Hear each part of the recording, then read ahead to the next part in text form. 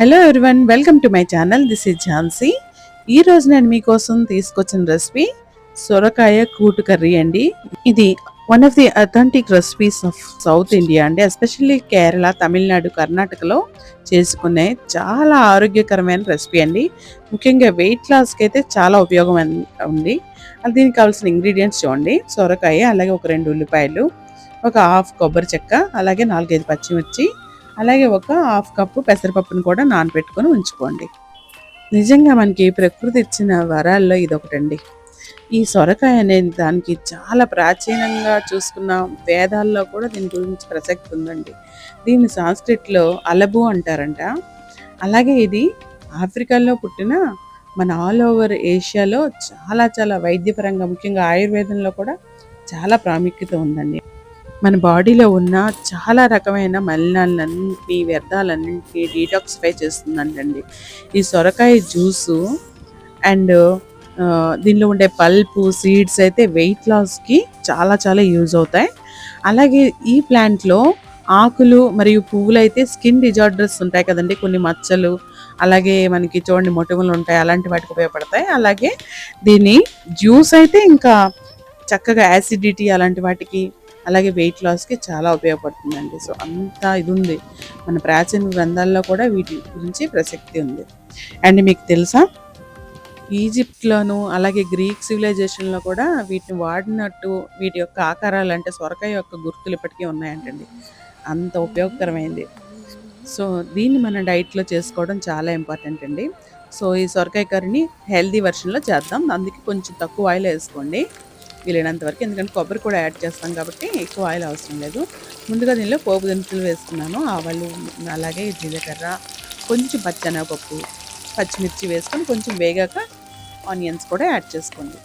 Onions బాగా fry అయ్యే వరకు చూసుకోండి. దీనిలో వెల్లుల్లి ఒకటి మాత్రం వేసుకున్నా బాగుంటుంది, లేదా అల్లం వెల్లుల్లి పేస్ట్ ఉన్న ఒక హాఫ్ స్పూన్ వరకు వేయండి. సో ఇది చక్కగా ఫ్రై చేసుకోండి. సో వెయిట్ లాస్ చేయాలనుకున్న వాళ్ళు ఈ కర్రీని ఒక చిన్న కప్తో తీసుకున్నారంటే చాలు. ఇంకా నైట్ టైం అలాంటప్పుడు అనుకోండి, ఓన్లీ కర్రీ తిన్నా చాలు. సో ఇప్పుడు చూడండి, కొబ్బరిని మనం మిక్సీ చేసుకుందాం. ఇలా మెత్తగా అయిపోవాలి, వీలైనంత మెత్తగా కొబ్బరిని గ్రైండ్ చేసుకోండి, స్మూత్గా చేసుకోవాలన్నమాట. పెసరపప్పుని కూడా ముందుగా నానబెట్టుకోండి. ఒక పావు గంట నానితే సరిపోతుంది, ఎందుకంటే మనం ఇక్కడ కుక్కర్లో వండట్లేదు కాబట్టి. వీలైనంత వరకు ఇలాంటి మంచి మంచి వెజిటబుల్స్ని కుక్కర్లో కాకుండా ఏదైనా ఒక ప్యాన్లో వండుకోవడానికి ప్రయారిటీ ఇవ్వండి. బికాజ్ కుక్కర్లో కంటే నార్మల్గా వండితేనే వాటిలో ఉన్న న్యూట్రిషనల్ వాల్యూస్ అన్నీ పోకుండా ఉంటాయి. సో ఈ పెసరపప్పు ఆల్రెడీ నానిపోయింది కాబట్టి ఎక్కువ టైం పట్టదు. జస్ట్ కొంచెం వేయించుకొని తర్వాత మనం కట్ చేసి పక్కన పెట్టుకున్న సొరకాయ ముక్కలను కూడా యాడ్ చేయండి. సో సొరకాయ ముక్కల్ని వీలైనంత చిన్నగా కట్ చేసుకోండి. సో ఇప్పుడు మనం యాడ్ చేసుకుందాం, ఎందుకంటే మిగతా ఇంగ్రీడియంట్స్ లైక్ కొబ్బరి కూరు, అలాగే పెసరపప్పు అన్నీ చిన్న చిన్నగా ఉండి మన సొరకాయ ముక్కలే పెద్దగా ఉంటే బాగుండవు, కాబట్టి చిన్న ముక్కలు వీలైనంత వరకు కట్ చేసుకోండి. సో ఇప్పటి వరకు నేను ఉప్పు యాడ్ చేయలేదండి, బికాస్ ముందుగానే ఉప్పు యాడ్ చేసాం అనుకోండి ఇంకా సొరకాయలో ఉన్న వాటర్ బయటికి రాదు, అలాగే సొరకాయ తొందరగా వేగదు, ఉడకదు కూడా. అందుకే ఉప్పు అనేది కొంచెం వేగిన తర్వాత మాత్రమే యాడ్ చేసుకుందాం. సో చూడండి, ఈ విధంగా వేగాక ఇప్పుడు మనం ఉప్పు, పసుపు, కారం యాడ్ చేసుకుందాం. సో కొంచెం ఉప్పు సరిపోయినంత వేసుకోండి. అలాగే ఒక పావు స్పూన్ పసుపు, ఒక హాఫ్ స్పూన్ ధనియాల పొడి, ఒక హాఫ్ స్పూన్ కారం. కారం ఎక్కువ వేయక్కర్లేదు, ఎందుకంటే మనం ఇక్కడ పచ్చిమిర్చి వేసాం, ఎక్కువ కారం వేయకూడదు.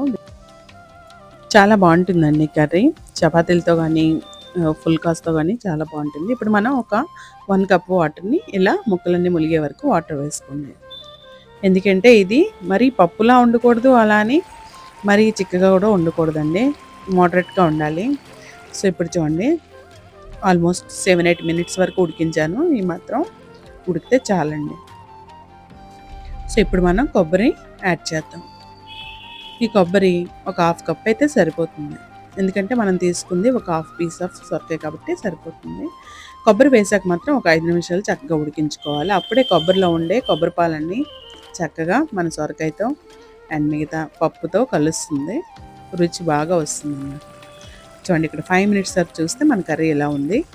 సో ఇప్పుడు ఆల్మోస్ట్ అలా అయిపోయింది కాబట్టి చివరాకన్నా మనం కరివేపాకుతో చక్కగా గార్నిష్ చేసుకుందాం. సో ఈ కర్రీని మీరు తప్పకుండా ట్రై చేయండి.